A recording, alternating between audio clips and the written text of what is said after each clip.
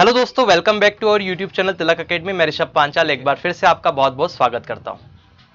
हम लोगों ने लास्ट वीडियो में ऊष्मा और ताप पढ़ा था और कुछ टॉपिक हम पढ़ चुके थे। तो हमने क्या क्या पढ़ लिया था? ऊष्मा, हीट, जूल का नियम पढ़ लिया था। इसके बाद में हमने ऊष्मा का मात्रक देख लिया था, ताप देख लिया था, ताप के पैमाने देख लिए थे और ऊष्मा संचरण हमको बात करनी थी। तो आज का जो पर्टिकुलर वीडियो है इसमें बात करेंगे ऊष्मा संचरण की। तो अगर अभी तक आपने चैनल को सब्सक्राइब नहीं किया है तो सबसे पहले आप सब्सक्राइब कर लीजिए, बेल आइकन को प्रेस करके ऑल पे क्लिक करना ना भूलें ताकि आपको लेटेस्ट वीडियो का नोटिफिकेशन मिलता रहे। चलिए बात करते हैं ऊष्मा संचरण की। तो चलिए अभी बात कर रहे हैं ऊष्मा संचरण की। तो ऊष्मा संचरण होता क्या है, जरा ध्यान से सुनिएगा। पहले सुनिए, ऊष्मा संचरण का मतलब आपके पास में हीट है, ठीक है। तो हीट को एक जगह से दूसरी जगह तक ट्रांसफर करने की जो प्रोसेस होती है उसे ऊष्मा संचरण या ट्रांसमिशन ऑफ हीट कहा जाता है। ट्रांसमिशन मतलब एक जगह से दूसरी जगह तक किसी चीज को पहुंचाना। तो ऊष्मा को एक प्लेस से दूसरी प्लेस तक पहुंचाना, यानी हीट को, गर्माहट को एक जगह से दूसरी जगह तक पहुंचाने की जो प्रोसेस है वो ट्रांसमिशन ऑफ हीट कहलाती है। लेट सपोज मेरे पास में पेन है, इस पेन को अगर यहां से मैं गर्म कर रहा हूं, ठीक है, तो ये ऊष्मा संचरण होगा और ये यहां तक भी गर्म होगा। तो आपने देखा होगा जब अब रसोई घर में भी मम्मी जब खाना वगैरह बनाती है तो चम्मच जो डाल के रखती है पतीले के अंदर, तो वो अगर वो गर्म हो रही है एक तरफ से तो दूसरी तरफ से भी वो क्या हो जाती है, गर्म हो जाती है। मतलब हीट का क्या हुआ, ट्रांसमिशन हुआ, यानी कि संचरण हुआ। यही हमको पढ़ना है। अब देखिए हीट ट्रांसमिट कितनी तरीके से होती है वो देखिए। तो ऊष्मा का एक स्थान से दूसरे स्थान तक जाना या प्रवाहित होना ही ऊष्मा संचरण कहलाता है, ट्रांसमिशन ऑफ हीट कहलाता है, हमने देख लिया। अब हीट जो है ट्रांसमिट होती है तीन प्रोसेस से, तीन विधियों द्वारा ऊष्मा संचरित होती है। कौन कौन सी तीन प्रोसेस है, कौन सी तीन विधि है? पहली होती है चालन, ये बहुत इंपॉर्टेंट है, इस पे वेरी इंपॉर्टेंट आप लगा लीजिए, सारा कुछ इंपॉर्टेंट है, ठीक है, कहीं से भी प्रश्न बन सकता है। तो पहली विधि होती है चालन, यानी कि जिसे कहा जाता है कंडक्शन। चालन मतलब कंडक्शन। दूसरी विधि होती है संवहन यानी कि कन्वेक्शन। तीसरी विधि होती है विकिरण यानी कि रेडिएशन। तो चालन, संवहन, विकिरण। चालन मतलब कंडक्शन, संवहन यानी कन्वेक्शन और विकिरण यानी रेडिएशन। आई होप इतना समझ में आ गया होगा। अब जरा देखिए चालन क्या होता है। तो ये आपको एक ठोस दिखाई दे रहा है, एक ठोस का स्ट्रक्चर मैंने बनाया हुआ है, ये मैं मान रहा हूं कि एक ठोस है। तो ठोस में अणु कुछ इस तरह से रहते हैं, मतलब जो अणु रहते हैं एक दूसरे से बिल्कुल बिल्कुल उनके बीच में जो गैप रहती है बहुत कम रहती है, इंटरमॉलिक्यूलर फोर्स बहुत खतरनाक रहता है ना। तो ये ठोस है। अगर मैं इसको हीट देता हूं, क्या किया मैंने, इसको हीट दी, हीट मतलब इसको गर्म किया। तो अगर मैं गर्म करूंगा तो यहाँ पे पार्टिकल गर्म हुआ, ठीक है। अब ये पार्टिकल के टच में दूसरा पार्टिकल है तो ये फिर गर्म होगा, इसके टच में ये पार्टिकल है तो ये गर्म होगा, ये इसके टच में ये पार्टिकल है तो ये गर्म हुआ, ऐसे करके इसके टच में ये पार्टिकल है तो ये गर्म हुआ, फिर इसके टच में ये है तो ये ऐसे करके हीट पूरे के पूरे सॉलिड में क्या हो गई, ट्रांसफर हो गई। बात समझ में आई?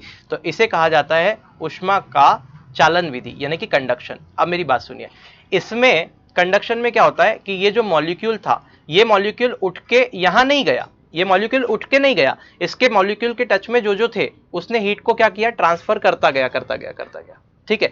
कभी भी ये मॉलिक्यूल उठ के यहां नहीं आ सकता, ये मॉलिक्यूल उठ के यहां नहीं आ सकता। बात समझ में आ रही है? तो इस तरह से जब हीट ट्रांसमिट होती है तो उसे चालन कहा जाता है, कंडक्शन कहा जाता है। और जो चालन की विधि है वो सिर्फ ठोस में होती है। कहां होती है? ठोस में। तो ऊष्मा का संचरण जो ठोस होता है, सॉलिड बॉडी जो होती है, उसमें ऊष्मा का संचरण कौन सी विधि द्वारा होता है? वेरी इंपॉर्टेंट प्रश्न कई बार पूछा गया है, तो ये चालन के द्वारा होता है। आई होप ये बात आपको समझ में आ गई होगी। चलिए आगे बात करते हैं कन्वेक्शन की। अब ये कन्वेक्शन यानी संवहन होता है। तो कन्वेक्शन जो होता है इससे ऊष्मा का संचरण ठोस में भी ठोस में नहीं हो सकता। पहली बात तो ध्यान रखिए, कन्वेक्शन यानी कि संवहन से ऊष्मा संचरण ठोस में नहीं हो सकता। यह प्रश्न एग्जाम में कई बार पूछा गया, यह ध्यान रखना है कि कौन सी विधि ऐसी है जिससे ऊष्मा का संचरण जो है ठोस में नहीं हो सकता। तो संवहन से नहीं हो सकता, विकिरण से भी नहीं हो सकता। बात समझ में आ रही है? ये आपको ध्यान रखना है।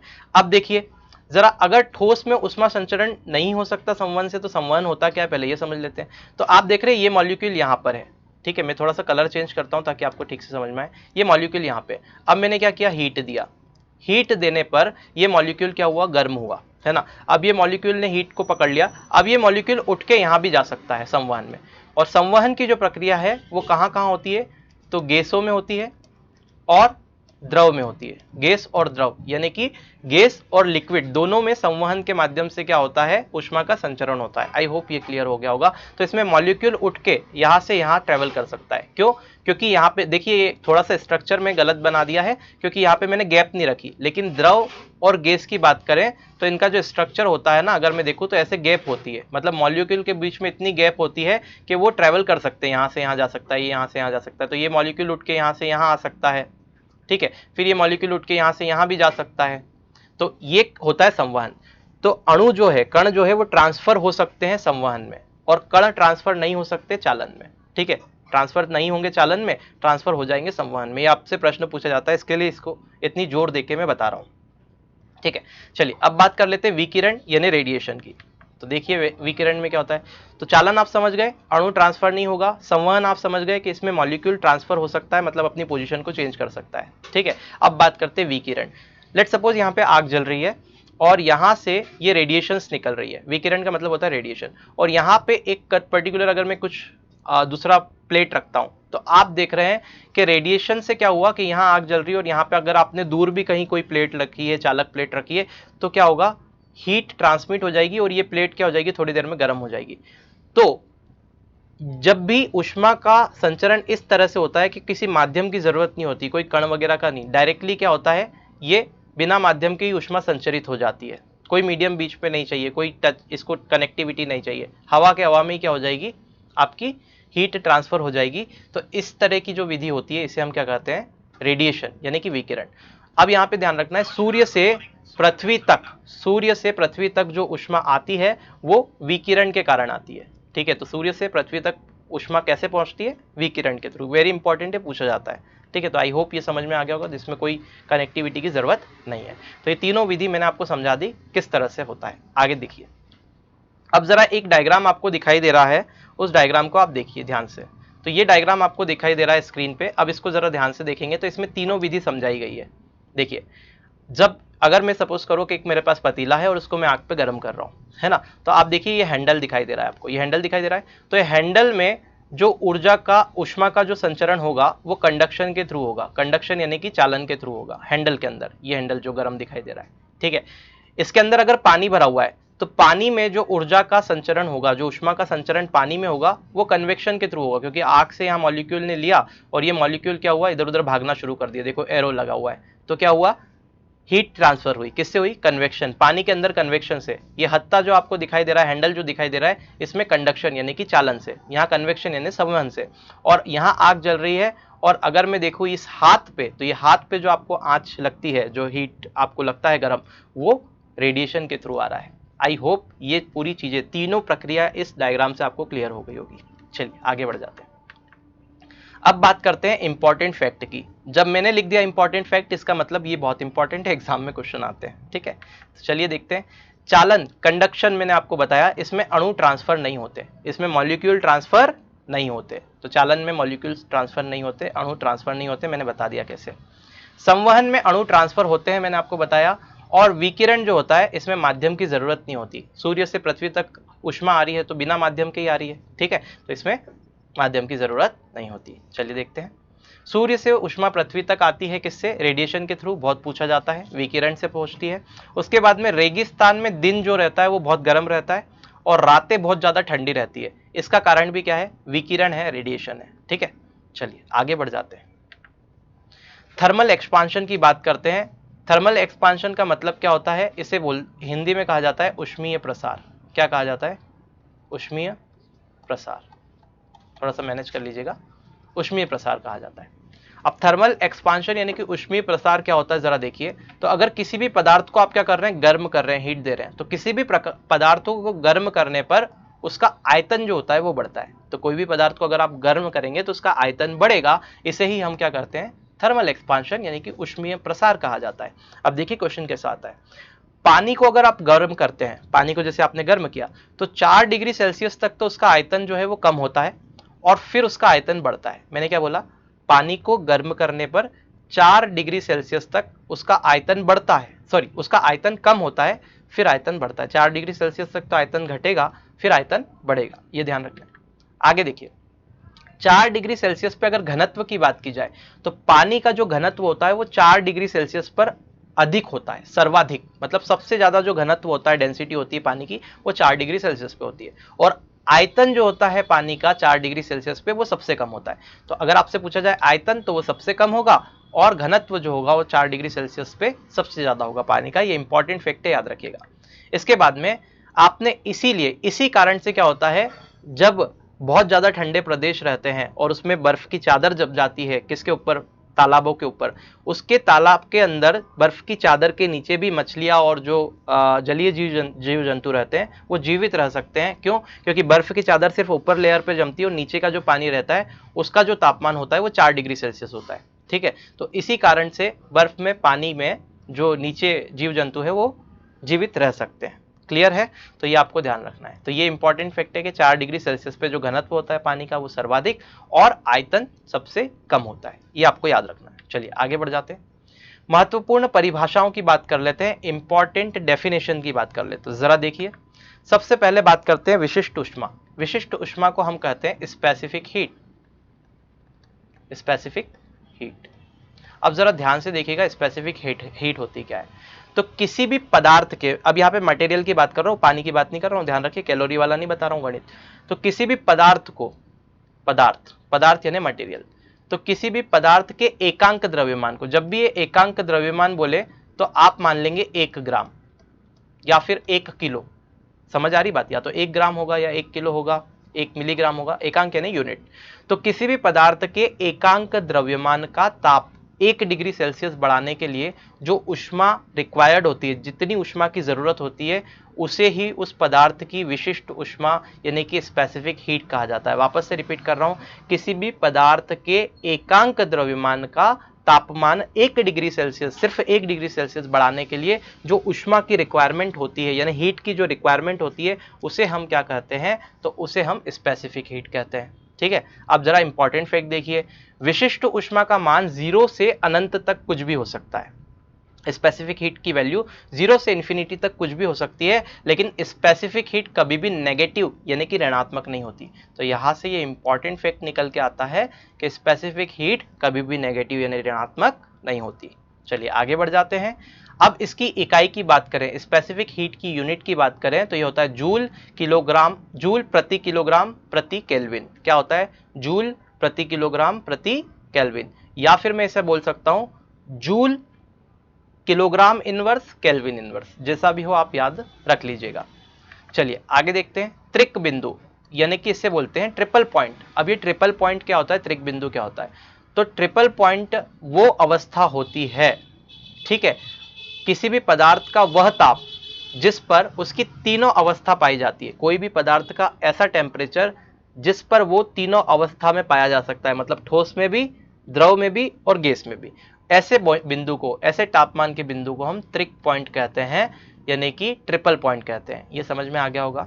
चलिए आगे देखते हैं, गुप्त ऊष्मा यानी कि इसे कहा जाता है लेटेंट हीट। क्या कहते हैं? Latent heat. अब लेटेंट हीट क्या होता है? तो कोई भी मटेरियल के यूनिट मास को किसी भी पदार्थ के एकांक द्रव्यमान की अवस्था को परिवर्तित करने के लिए, अवस्था परिवर्तन यानी कि ठोस है तो उसको द्रव में बदलने के लिए, द्रव है तो उसको गैस में बदलने के लिए, द्रव है तो उसको ठोस में बदलने के लिए। बात समझ में आ रही है? तो किसी भी पदार्थ के एकांक द्रव्यमान को की अवस्था में परिवर्तन के लिए आवश्यक ऊष्मा की जो मात्रा होती है उसे उसकी गुप्त ऊष्मा यानी कि लेटेंट हीट कहा जाता है। इंग्लिश में अगर बात करें तो किसी भी मटेरियल के यूनिट मास को क्या करने के लिए? उसकी स्टेट में चेंज करने के लिए। तो किसी भी मटेरियल के यूनिट मास की स्टेट में चेंज करने के लिए, अवस्था में परिवर्तन करने के लिए जो हीट रिक्वायर होती है, जिस हीट की जरूरत होती है, उस हीट को हम बोलते हैं लेटेंट हीट यानी कि गुप्त ऊष्मा। आई होप क्लियर होगा। इन डेफिनेशन से क्वेश्चन बन सकते हैं। आपको लिख के दे दिया, पता ही नहीं है क्या है, 4 ऑप्शन डाल दिए, समझ में नहीं आएगा। ठीक है, तो आपको ये सभी याद रखना है। चलिए आगे बढ़ते हैं। अब गलनांक की बात कर लेते हैं, जिसे आप कहते हैं मेल्टिंग पॉइंट। तो एक गलनांक क्या होता है? एक निश्चित तापमान होता है जिस पर ठोस वस्तु द्रव में बदल जाती है। तो कोई भी ठोस वस्तु, जैसे बर्फ पानी में बदल गया, तो गलनांक क्या होता है? या फिर दूसरी कोई ले लेते हैं, बर्फ वाला एग्जांपल एक्सेप्शन है, उसको छोड़ देते हैं, दूसरा कोई एग्जांपल ले लेते हैं। ठीक है, कोई भी आप ले सकते हैं। तो कोई भी एक गलनांक होता क्या है? तो एक निश्चित तापमान होता है जिस पर कोई ठोस वस्तु क्या होती है?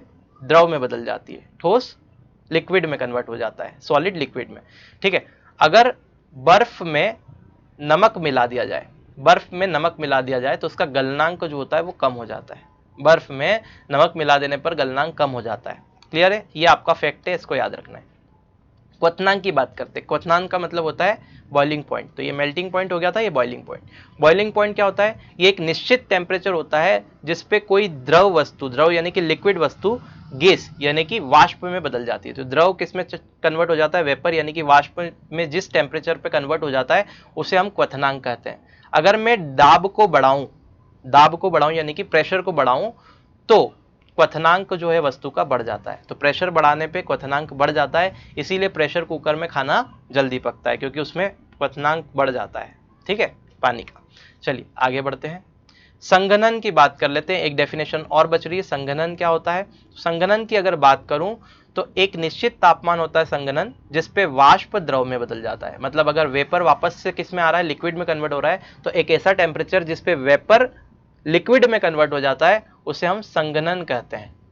क्लियर है, ये आपको क्लियर हो गया होगा। चलिए आगे बढ़ जाते हैं, अब बात करते हैं कुछ इंपॉर्टेंट फैक्ट यानी महत्वपूर्ण फैक्ट की, और इसके बाद ये चैप्टर हमारा खत्म हो जाएगा। इतनी चीजें हमको पढ़नी थी। तो अगर इंपॉर्टेंट फैक्ट की बात करें तो बर्फ के लिए गलन की जो गुप्त उष्मा होती है यानी कि specific heat for melting of ice, वो 80 कैलोरी पर ग्राम होती है।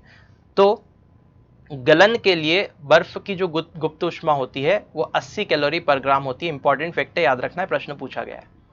पानी उष्मा का एक बुरा चालक है ना, इसीलिए इसे क्या कहता है, रेडिएटर वगैरह में यूज करते हैं। तो पानी जो है उष्मा का एक बुरा चालक है, मतलब उष्मा को इतनी आसानी से नहीं ट्रांसफर होने देता।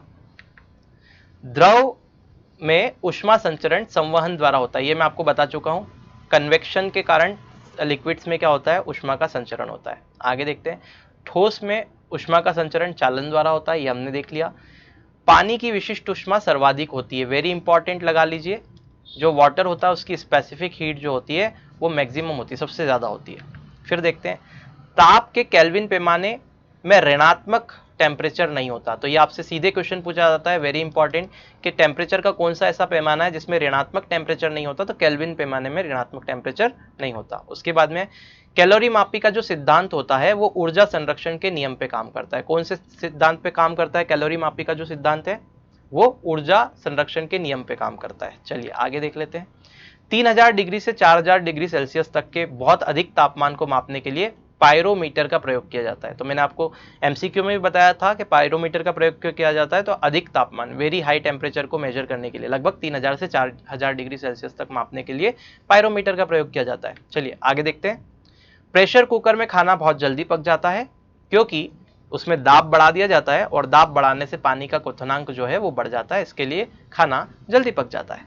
चलिए आगे देखते हैं, -40 डिग्री सेल्सियस जो टेम्परेचर रहता है वो फ़ारेनहाइट पैमाने और सेल्सियस पैमाने दोनों में समान रहता है। ये वेरी इंपॉर्टेंट लगा लीजिए, इस पे कई बार पूछा गया है कि -40 डिग्री सेल्सियस जो टेम्परेचर है वो फ़ारेनहाइट और सेल्सियस पैमाने में दोनों में समान रहता है। आगे देख लेते हैं, जैसे जैसे बर्फ पिघलती है आयतन घटता है। तो जैसे जैसे बर्फ पिघलती जाएगी उसका आयतन क्या होता जाएगा, कम होता जाएगा, घटता जाएगा। ठंड में पानी की जो पाइपलाइन होती है वो फट जाती है। तो ठंड में पानी की पाइपलाइन फट जाने का क्या कारण है, क्योंकि पानी जमने पर फैलता है। तो पानी अगर जम रहा है तो वो फैलेगा, है ना, सिकुड़ेगा नहीं। पानी जमने पे फैलता है, इसके लिए ठंडी में क्या होती है, ठंडे प्रदेशों में जब पानी जम जाता है पाइपलाइन में तो पाइपलाइन फट जाती है। आगे देखते हैं, पारा उष्मा का बहुत अच्छा चालक है। Hg जो होता है पारा, वो उष्मा का बहुत अच्छा चालक है, इसलिए इसे थर्मोमीटर में प्रयोग किया जाता है क्योंकि बहुत अच्छा चालक है।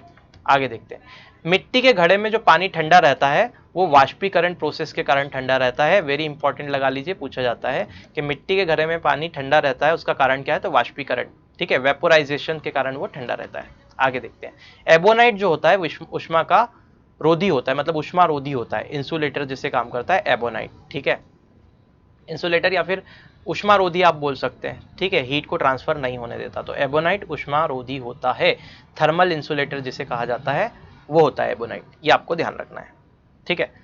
तो चलिए इसी के साथ हमारा ये जो पर्टिकुलर वीडियो है वो यहीं पे खत्म होता है और ये चैप्टर भी हमारा खत्म होता है। आप इसको ज़्यादा अच्छे से रिवाइज कर दीजिए जितनी बार हो सकता है, क्योंकि कहीं ना कहीं इसमें से क्वेश्चन आपके निकल के आएंगे। इस तरह से मैंने इसको बनाया है, इंपॉर्टेंट चीज़ों को लेकर सम अप करने की कोशिश की है शॉर्ट में, और सब कुछ भी कवर हो जाए वो भी प्रयास किया है। तो अगर आप नए हैं तो सब्सक्राइब कर लीजिए, बेल आइकन को प्रेस कर लीजिए।